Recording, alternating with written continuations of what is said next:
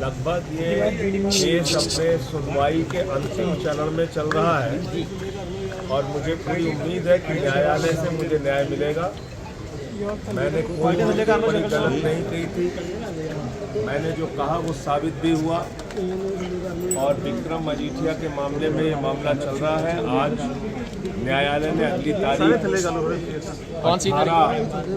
तारीख लगाई है और जल्द ही ये मामला अंतिम सुनवाई की ओर बढ़ के इसमें आदेश आएगा।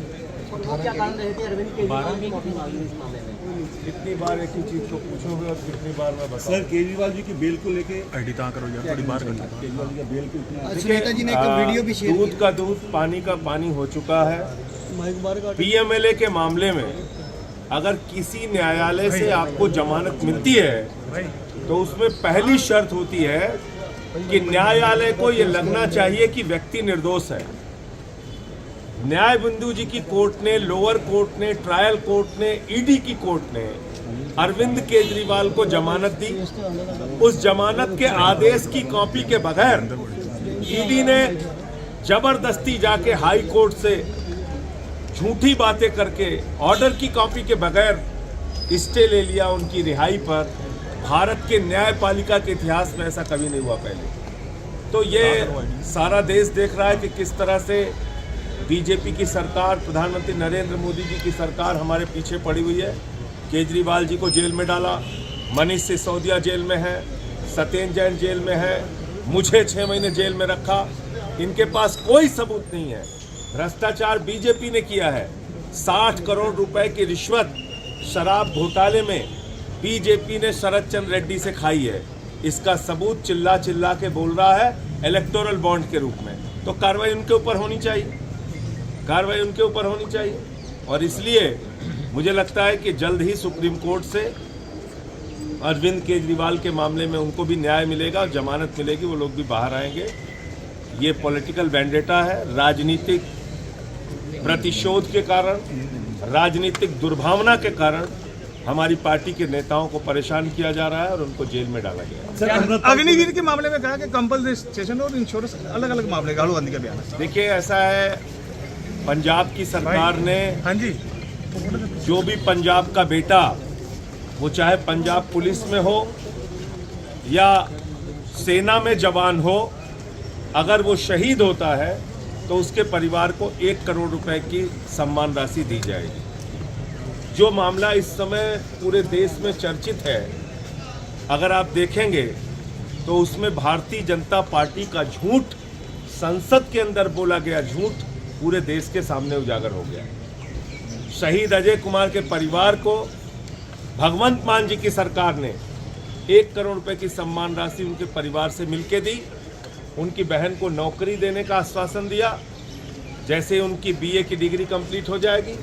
लेकिन केंद्र सरकार इंश्योरेंस के पैसे को ये कह रही है कि हमने उनको 1 करोड़ की आर्थिक सहायता दी। वो पूरी तरीके से गलत जानकारी है और अब वो भी उनके परिवार के बयान के बाद मोदी सरकार का झूठ सामने आ चुका है।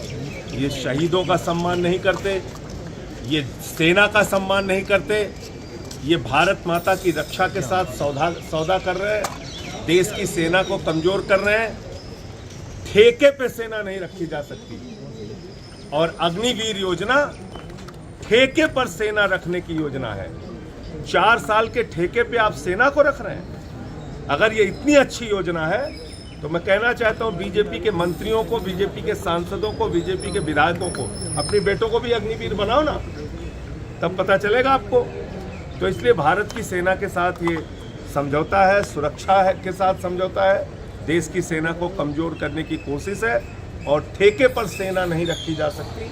यह आम आदमी पार्टी का स्टैंड है कि अग्निवीर योजना वापस ली जाए और जैसे सेना में पहले भर्ती होती थी वैसे ही भर्ती की। शशि थरूर ने कहा कि 400 पार भाजपा के नहीं हुए लेकिन यूके में लेबर पार्टी के हो गए हैं। देखिए यूके में अगर गलती हो गई ऋषि सुनक से, अगर यहाँ के एग्जिट पोल वालों को ऋषि सुनक हायर कर लेते तो वहाँ भी 400 पार कर देते हैं हमारे यहाँ से, जितने भी ये एग्जिट पोल वाले थे।